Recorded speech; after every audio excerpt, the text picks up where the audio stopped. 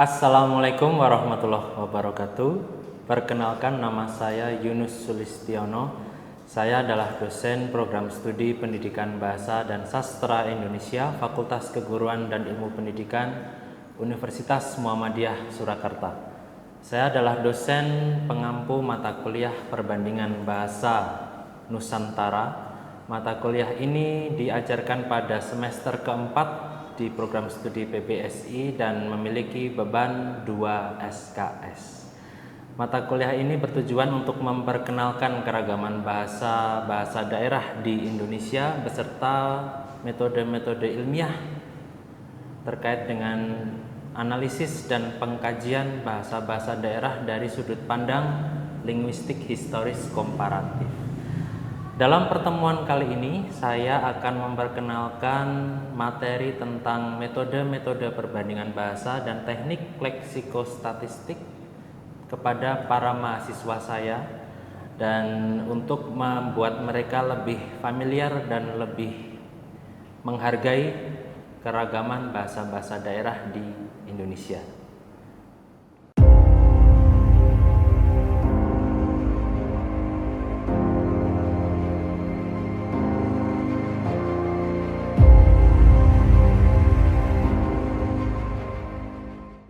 Baik, bismillahirrahmanirrahim. Assalamualaikum warahmatullahi wabarakatuh. Waalaikumsalam warahmatullahi wabarakatuh. Apa kabar semuanya? Alhamdulillah sehat-sehat ya. Silahkan masuk, teman-teman yang baru datang bisa duduk di sebelah sana. Oke, sebelum kita mulai, mari kita ucapkan basmalah bersama-sama untuk mengawali kuliah kita pada pagi hari ini. Bismillahirrahmanirrahim. Sebelum saya mulai juga, saya ingin ngecek dulu apakah hari ini sudah datang semua peserta kuliah. Sudah ya, tidak ada yang izin. Alhamdulillah semuanya bisa hadir tepat waktu. Tadi yang terlambat 1 menit saja tidak masalah.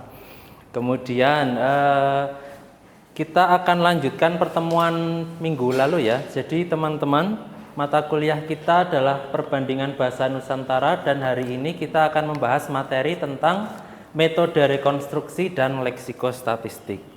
Minggu lalu saya sudah menyampaikan terkait dengan bagaimana keragaman bahasa-bahasa daerah di Indonesia itu sangat menarik untuk diteliti ya, bahwa negara kita itu memiliki banyak sekali bahasa. Ada yang tahu berapa jumlah bahasa di Indonesia?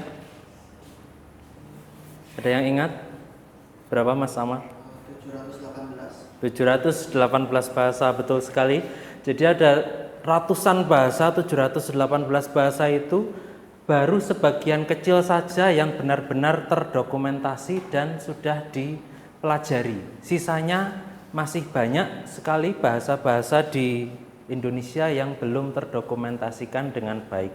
Oleh karena itu, mata kuliah kita ini adalah salah satu upaya untuk melestarikan bahasa-bahasa daerah di Indonesia. Nah, pertemuan kali ini saya ingin memperkenalkan metode rekonstruksi. Adapun tujuan pembelajaran kita mengacu kepada CPMK yang pertama, yaitu mahasiswa mampu mempertentangkan metode-metode pengelompokan bahasa beserta teknik-tekniknya. Kemudian terkait dengan tujuan pembelajaran, yang pertama adalah membekali mahasiswa dengan metode rekonstruksi dan teknik leksikostatistik. Kemudian mahasiswa memiliki pemahaman dasar tentang linguistik diakronis atau linguistik komparatif. Nah, tadi juga sudah saya tanyakan jumlah bahasa-bahasa daerah di Indonesia. Sudah dijawab Mas Amar, tadi ada 718 bahasa. Kalau lebih luas lagi ada 720 bahasa. Nah, di sini ada peta bahasa. Kalau kalian memperhatikan wilayah di negara kita, daerah yang berwarna abu-abu, kemudian putih dan hitam itu adalah bahasa-bahasa yang termasuk ke dalam rumpun bahasa Austronesia bagian barat. Kemudian kalau yang berwarna pink, merah, ungu itu adalah bahasa-bahasa di pedalaman Kalimantan, termasuk di dalamnya juga ada bahasa-bahasa di utara Sulawesi. Kemudian yang berwarna kuning adalah bahasa-bahasa di Kepulauan Sunda Kecil. Kemudian yang hijau, biru, dan hijau Toska itu ada bahasa-bahasa di Papua. Nah, seperti yang kalian lihat ada banyak sekali pengelompokan bahasa-bahasa di Indonesia ya.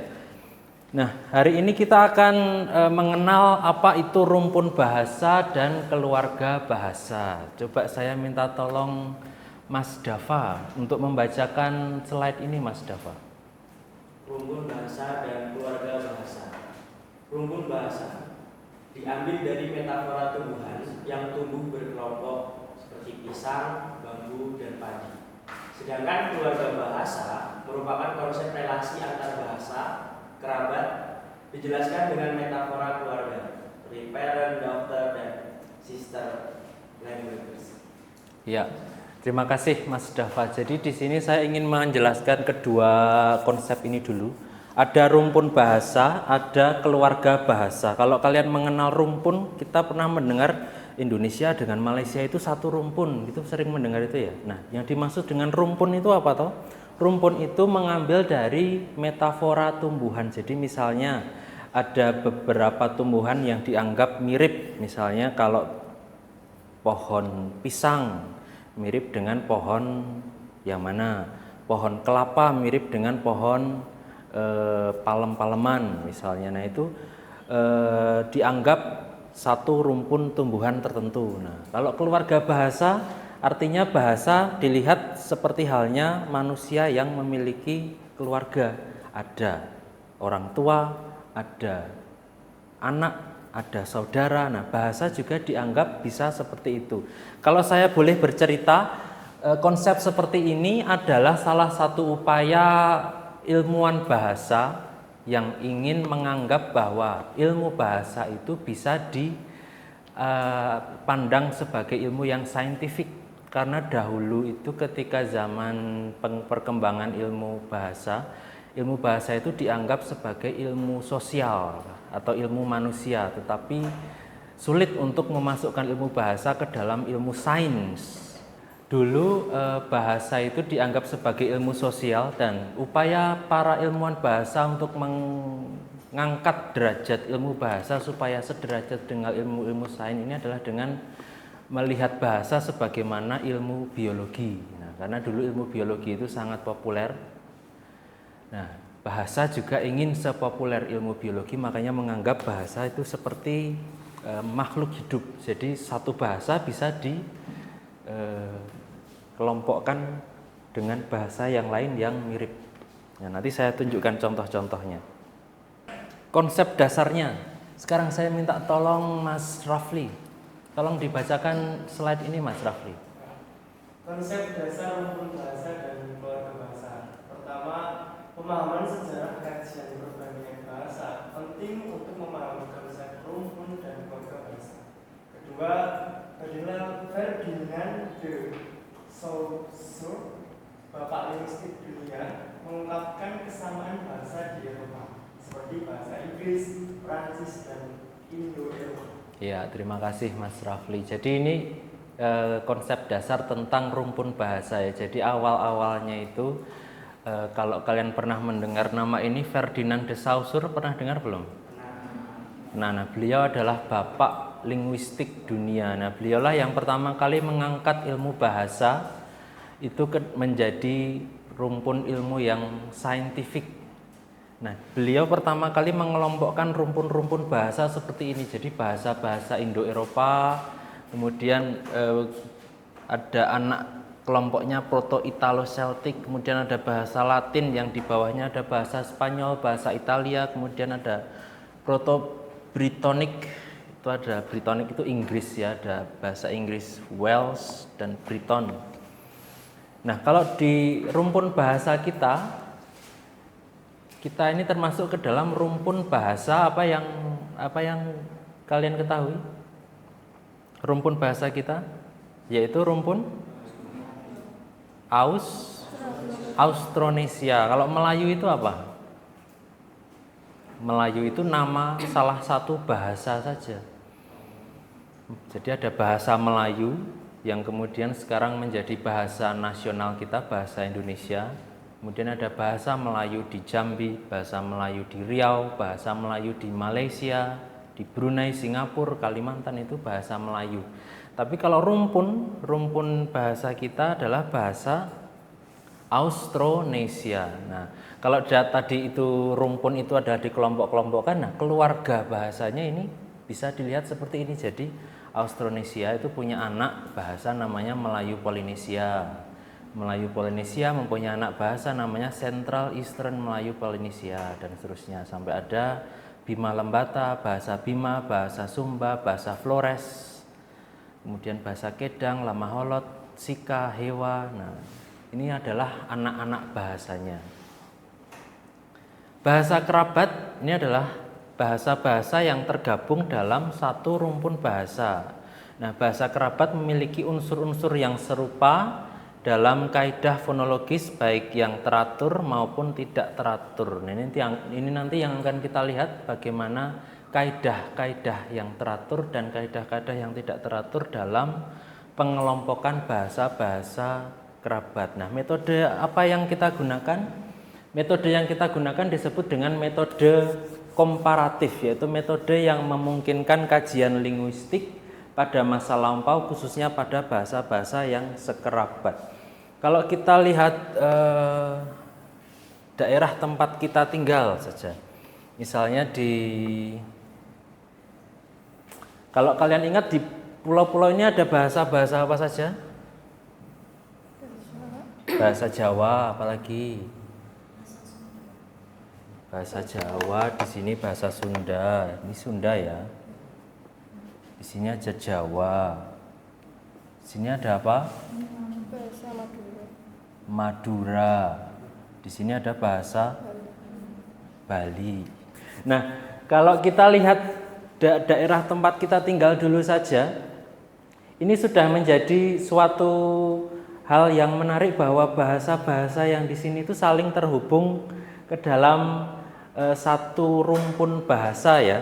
Jadi kalau kita lihat dalam perbandingan antara bahasa Jawa dengan Sunda saja ada beberapa kata yang mirip, ya kan? Itu menunjukkan bahwa kedua bahasa tersebut merupakan bahasa yang berkerabat. Nah, begitu juga dengan bahasa Madura. Tadi ada yang mengatakan ada bahasa apa lagi di sini? Ada bahasa Osing. Osing itu bahasa sendiri atau dialek? Kalau menurut penelitian dari ahli linguistik yang sudah mengkaji bahasa Jawa, Osing itu adalah dialek dari suatu bahasa. Jadi bukan bahasa sendiri ya, meskipun kalau dari Badan Bahasa Jawa Timur itu saat ini sedang ada upaya untuk mengangkat bahasa Osing supaya menjadi bahasa sendiri. Tapi pada kenyataannya Osing itu adalah bagian dari bahasa Jawa yang hanya berbeda cara pengucapannya saja, berbeda dialek. Seperti kalau bahasa Jawa di Jawa Tengah, misalnya yang berbeda, ya misalnya bahasa Jawa di Banyumas, Purwokerto itu namanya dialek Banyumasan. Kemudian rekonstruksi ini saya memperkenalkan pendekatannya dulu. Pendekatan dalam metode komparatif. Ada bottom up reconstruction, ada top down reconstruction. Pendekatan metode komparatif yang pertama, bottom up itu pendekatan yang dimulai dari data bahasa-bahasa di masa kini untuk merekonstruksi bahasa di masa lalu. Top down itu pendekatan dari bahasa moyang ke bahasa-bahasa modern. Kemudian rekonstruksi bahasa itu upaya menetapkan kaidah fonologis dalam menyusun protobahasa. Rekonstruksi menggunakan parameter kualitatif untuk menganalisis data secara diakronis. Nah, untuk praktek rekonstruksinya kita bisa lakukan bersama-sama setelah kuliah ini. Nanti kita akan praktek bersama-sama. Kemudian tujuan rekonstruksi bahasa menetapkan kaidah bahasa secara diakronis baik yang teratur maupun tidak teratur. Kemudian mengelompokkan bahasa berdasarkan unsur inovasi dan retensi melalui perbandingan kata yang kognat. Nah, kata yang kognat itu seperti apa? Pernah mendengar istilah ini? Jadi misalnya dalam bahasa Jawa Sunda.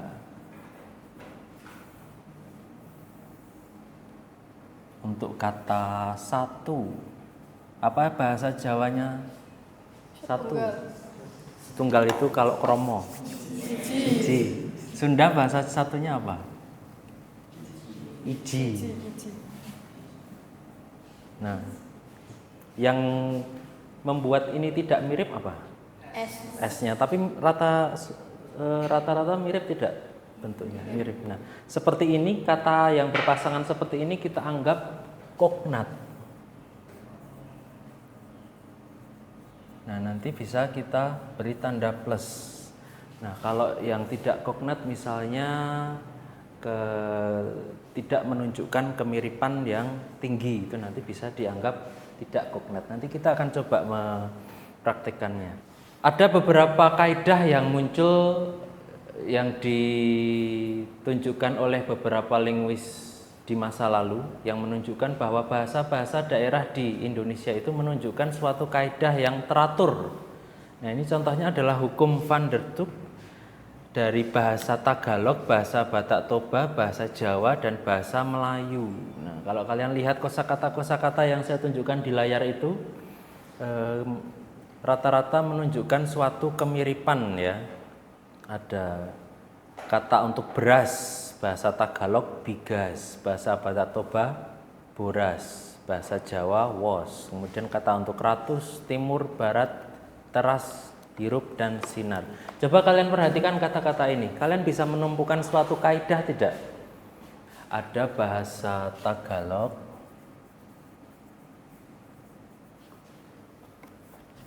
Batak Toba, Jawa. Misalnya dalam bahasa Tagalog huruf G, dalam bahasa Batak Toba menjadi apa? R, betul. Dalam bahasa Jawa menjadi apa? A. Bahasa Tagalog G, bahasa Batak Toba R. Jawa jadi apa? Hilang. Kalau hilang diberi simbol seperti ini, jadi hilang, ya toh? Kemudian apalagi dari data ini kita dapat satu hukum. Contoh lain lagi ada hukum RDL, Melayu, Bali, Tagalog, Jawa. Melayu padi, Bali padi, Tagalog palai, Jawa pari. Kalau dalam bahasa Jawa R, bahasa Bali D, ya tidak? Kemudian kalau bahasa Tagalog L, bahasa Tagalog itu bahasa di mana tuh? Filipina, ya. Bahasa Tagalog itu bahasa di Filipina. Jadi kalau dalam hukum ini bahasa Jawa R, bahasa Bali D, bahasa Tagalog L. Nah, ini adalah hukum-hukum yang ditemukan dalam bahasa-bahasa daerah di Nusantara. Nah, ini yang akan kita praktikkan teman-teman, penerapan teknik leksikostatistik. Nah, nanti kita akan bekerja berkelompok, kemudian mengidentifikasi kata-kata dalam kelompok bahasa daerah yang mana yang menunjukkan kognat, mana yang menunjukkan tidak kognat. Tapi sebelumnya kita adakan ice breaking dulu ya. Biar tidak tegang semuanya, bisa berdiri. Silakan semuanya berdiri. Diangkat tangannya ke atas. Ke atas, kemudian ke samping. Samping ke depan. Turunkan. Satu kali lagi ke atas. Ke samping, ke depan, turunkan ya. Diputar-putar pinggangnya. 1, 2, 3, ya, sudah lumayan ya. Baik, tepuk tangan dulu untuk kita semua. Oke, silahkan kembali duduk. Saya ingin membentuk kelompok menjadi 3 kelompok. Jadi di sini bisa 1 kelompok, sini 1 kelompok, di tengah sini bisa 1 kelompok. Silakan digeser kursinya. Baik, semuanya sudah berkelompok masing-masing. Saya ada lembar kerja. Silakan masing-masing kelompok mengidentifikasi kosakata tersebut apakah menunjukkan kognat atau tidak. Nah, silakan dibagi-bagi, misalnya satu lembar untuk Amar, satu lembar untuk Dava, satu lembar untuk Mbak Dia, begitu. Diidentifikasi apakah pasangan kata tersebut menunjukkan kognat atau tidak. Jadi misalnya seperti yang saya berikan contoh di sini. Misalnya kata untuk mata dalam bahasa Jawa, mata bahasa Bali, mata berarti diberi tanda positif.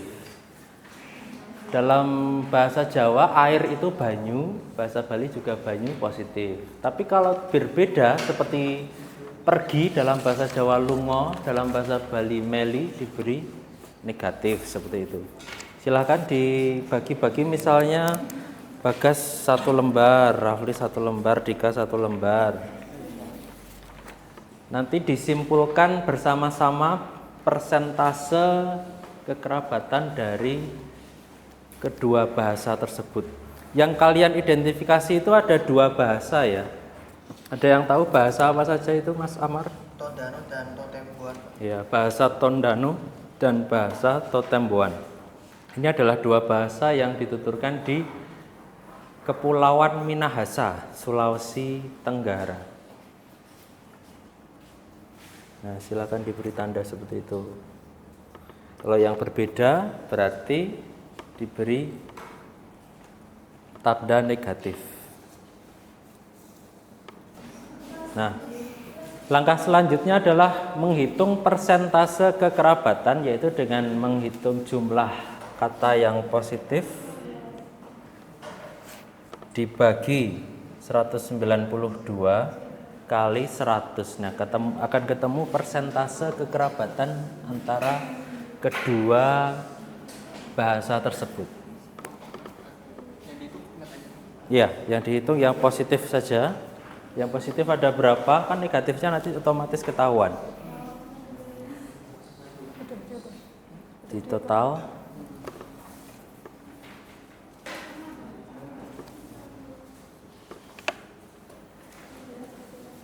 85 per 192 kali 100. Berapa itu? Pakai kalkulator. Berapa persen tempatmu, Mas Rafli? 43. Ya, ditulis di situ 43,7%. Tempatnya Amar berapa persen? 51%. 51%. Ada yang 43, 51, terus punya Aura berapa persen? 44. Nah, persentase ini menunjukkan apa? Kalau kalian lihat di slide selanjutnya, apabila suatu bahasa memiliki persentase di antara ini, artinya mereka menunjukkan status bahasa yang ada di sini. Jadi ketika suatu bahasa dihitung persentase kekerabatannya, loh kok ada berapa persen kalian tadi menemukannya? 43, 51, 44 ya. Berarti diantaranya berarti di sini, ya toh? Antara 36 sampai 81% berarti bahasa Tondano dan Totembuan itu adalah bahasa sekeluarga. Seperti halnya ketika kita menghitung bahasa Sunda dengan bahasa Madura misalnya, mungkin persentasenya juga akan demikian. Nah, tetapi kalau persentasenya di bawahnya itu dianggap keluarga dari suatu stok bahasa. Kemudian kalau lebih rendah lagi disebut mikrofilum, ada makrofilum dan seterusnya.